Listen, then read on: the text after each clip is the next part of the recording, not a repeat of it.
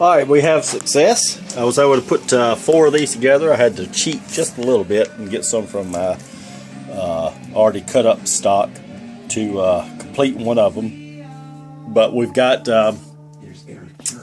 4 of these made, which will be the front or the back of the cooler, depending on which way we want to go.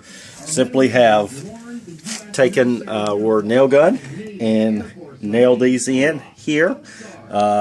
Like I said, with glue is one of the most important parts.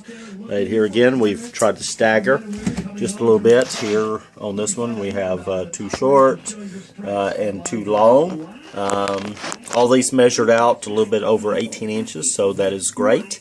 We still have our rustic look here on the side here, and we're flush at the top, which will come into play shortly.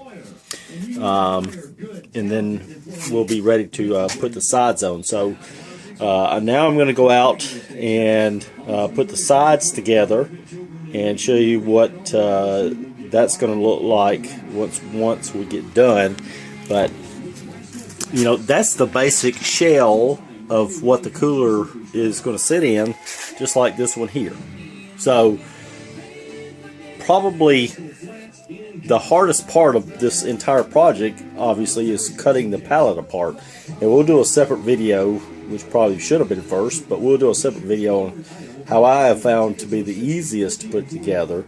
Once you get all your pieces cut and get them to the right length and the right width, it's just simply a matter of nailing things together and then putting your cooler inside.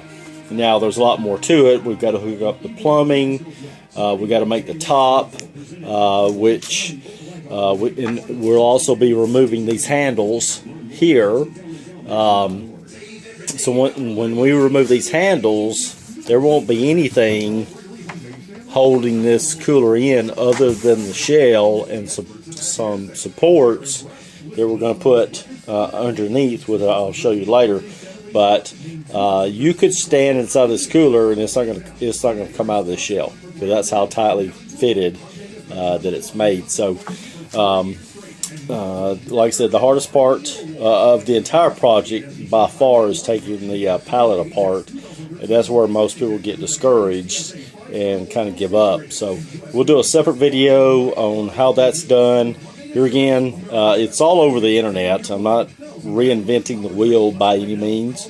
I've learned a few tricks here and there, but the basics are always the same. So let me step back outside and start putting the sides on this, and I'll show you a completed shell without a cooler in it, just to let you see what that looks like. So I will be back in just a little bit.